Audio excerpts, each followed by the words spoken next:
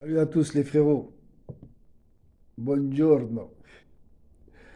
Bon, je fais ma petite vidéo du jour, spécialement pour le groupe que j'ai créé, donc, qui s'appelle Hadès des Repentis, de 1996 à l'infini. J'ai pas créé ce groupe pour une réapparition artistique moderne, mais plutôt pour garder une continuité rapprochée euh, avec les gens qui ont connu plutôt cette époque de rap 1996, 98, 2000, où on venait d'apparaître avec des cassettes audio, alors que de pouvoir exister musicalement, c'était très difficile. Il faut savoir qu'à cette époque-là, il y avait très peu de groupes de rap français, pour pas en citer que trois gros. Il y avait que, en gros groupe de rap français, il y avait que IAM, NTM, Assassin, Ménage à trois qui commençait un petit peu de sortir de l'underground. Mais il était très difficile de pouvoir exister sans passer par les majors ou les grandes productions musicales, les grandes boîtes de prod. Je me rappelle même qu'à l'époque, il y avait un studio qui s'appelait Studio Plus 30 dans le 19e, où pouvoir avoir un seul morceau enregistré et mixé coûtait 10 000 francs. C'était énorme. Moi, avec mon petit esprit de rebelle, de détermination, de vouloir exister, en fait, le fait que tu développes, surtout à notre époque, pas forcément un talent, parce que j'étais pas non plus un poète, mais quand même que tu cherches à exister à travers du rap et que tu es issu des ghettos, parce que Place des Fêtes n'était pas ce que c'était aujourd'hui. Il faut savoir que moi, je suis né à Place des Fêtes, j'ai grandi à Place des Fêtes, que j'ai connu Place des Fêtes, j'ai vu Place des Fêtes se construire et devenir. Et donc, comme j'avais un grand frère qui était déjà plus ou moins, c'était lui, breaké, tu connaissais bien le mouvement de la danse hip-hop, et via mon collègue, que Dieu ait son âme, Krillin, on a voulu exister artistiquement. Donc, comment faire pour pouvoir sortir de cette géante cage qui était notre quartier, notre cité, là où on a grandi, pour pouvoir atteindre une partie de la France. Donc j'ai investi dans du matériel. J'ai commencé à un petit peu toucher, même si je connaissais rien à cette époque. De toute façon, j'ai jamais fait d'études de production musicale, en MAO, PAO, DAO, tout ce que tu veux, tout ça, j'ai jamais fait.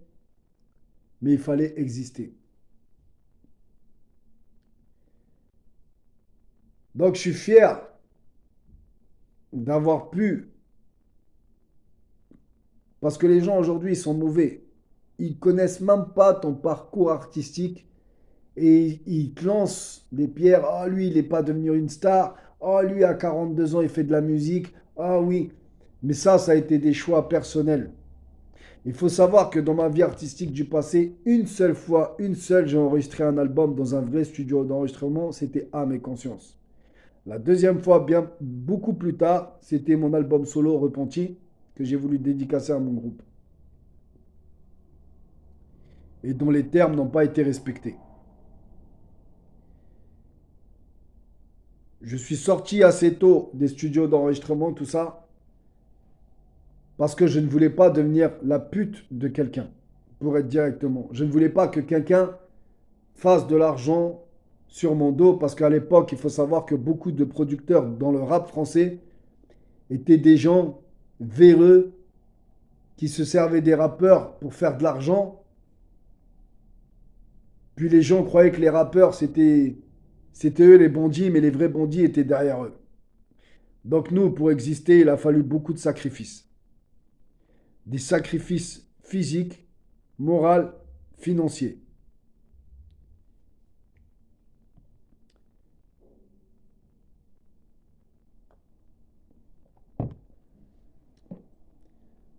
Donc, je peux être fier d'avoir collaboré à la réussite de Neochrome.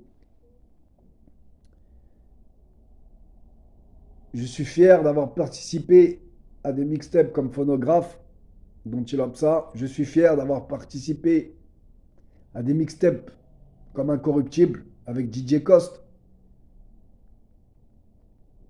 Parce que quelque part, ça prouve que derrière ces produits, ces choses qui ont été mises en avant, Hades était derrière. Qu'on le veuille ou qu'on le veuille pas. Être à la lumière, ça m'a jamais trop attiré. C'est pour ça que j'ai dû faire des choix dans ma vie. Et comme je l'ai dit et je le répète, je n'ai enregistré que 2 albums dans des vrais studios d'enregistrement. Le reste a été fait chez moi. Tellement je ne voulais plus me mélanger, je ne voulais plus. Et puis dernièrement, je remercie beaucoup Nabil d'Addictive Music, Char du Gouffre, qui m'ont motivé. Parce que c'est par amour avant toute chose. Parce que ces gens-là, Char du Gouffre ou bien même Addictive Music, c'est des grosses boîtes. Addictive Music, c'est une grosse boîte de production. Ils travaillent avec des artistes comme Lévy, qui a fait la grande comédie musicale de Moïse et tout ça, avec des mecs qui passaient sur TF1 et tout. Enfin bref, ils sont pas obligés de faire ça pour moi. Donc c'est à base, c'est de l'amour en fin de compte.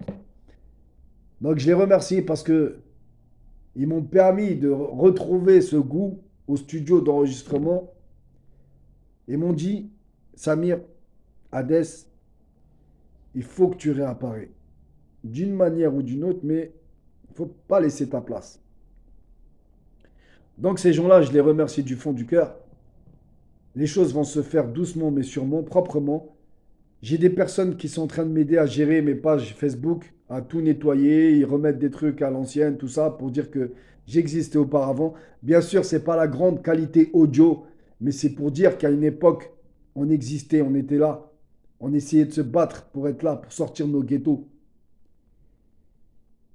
Et, euh, et bien sûr, une dédicace aussi à Char du Gouffre, qui va bientôt aussi. Il y a un autre- il y a il y a un 8 titres qui va sortir bientôt avec lui.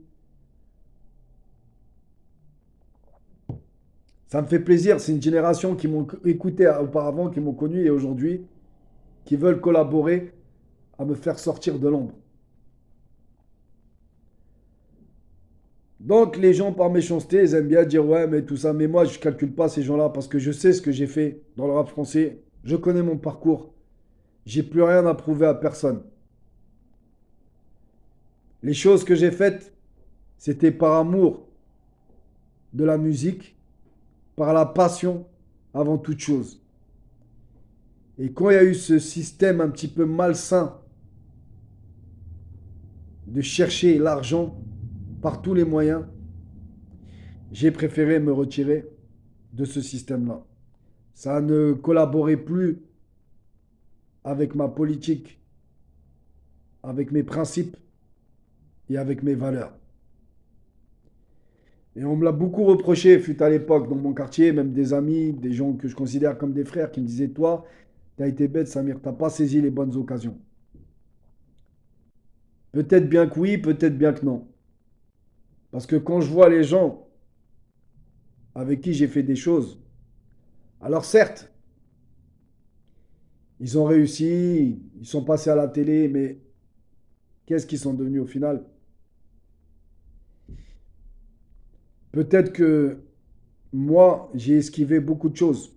Peut-être que mon nez serait dans la cocaïne, comme beaucoup des gens que j'ai connus. Peut-être que j'aurais été mal. Donc, c'est peut-être un mal pour un bien. En tout cas, je remercie les gens qui m'ont jamais lâché, de près ou de loin, ne serait-ce que...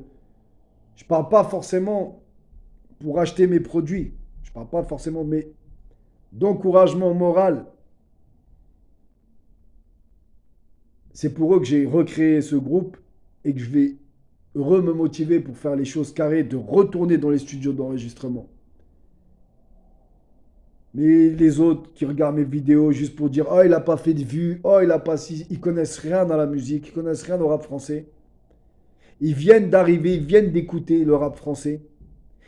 Ils viennent de découvrir avec une multitude de groupes qui se ressemblent à travers de l'autotune. L'autotune, c'est quoi? C'est un plugin qui met les fausses notes à bon niveau. Donc tout le monde, sans se rendre compte qu'ils se servent de l'autotune, aujourd'hui, ils font exactement la même chose en parlant des notes. À mon époque, à moi, le rap français, il était à part. Des Lunatiques, t'en verras qu'une seule fois dans l'histoire du rap. La Brigade, t'en verras qu'une seule fois dans l'histoire du rap. Des Oxmo Puccino, t'en verras qu'une seule fois dans l'histoire du rap. Des X-Men, t'en verras qu'une seule fois dans l'histoire du rap. Pourquoi? Parce que chaque groupe avait un timbre de voix spécifique à lui-même. Chaque groupe avait une technique à lui-même qui lui était propre. Et donc, le public underground avait le choix, multitude de choix en rap français. Qu'on aime ou qu'on n'aime pas, le rap français était riche en termes de choix. Aujourd'hui, on limite les rayons des FNAC à une certaine élite, des groupes qu'ils ont signés en maison de disques. Les vues sur YouTube, tu peux les acheter. Les followers, c'est pareil. Euh, les abonnements Facebook, exactement la même chose. Est-ce que c'est efficace ou pas? Pour certains, oui, ça peut être efficace. De toute façon, il faut vivre avec son temps, hein. Aujourd'hui, c'est ça. À l'époque, c'était les radios, c'était les stickers, les affiches. Tu payais pour construire, pour fabriquer tes stickers. Tu payais pour passer à la radio. Ben aujourd'hui, malheureusement, il faut payer pour faire des vues sur YouTube. Il faut payer pour avoir des followers. Il faut payer pour gonfler ta page Facebook. Et je pense que ça fait partie du temps qu'on traverse. Est-ce qu'il faut s'adapter à cette période? Je pense que oui, finalement, puisque c'est ce que tout le monde fait. En tout cas, je vous souhaite à tous une bonne journée. Merci encore du soutien que vous nous apportez, que vous m'apportez. Moi, comme tout le monde le sait, j'ai toujours été un travailleur, un acharné, dans tous les domaines de la vie que ce soit. Dès que je fais un pas, je vais jusqu'au bout. J'ai toujours été jusqu'au bout de ce que je voulais entreprendre.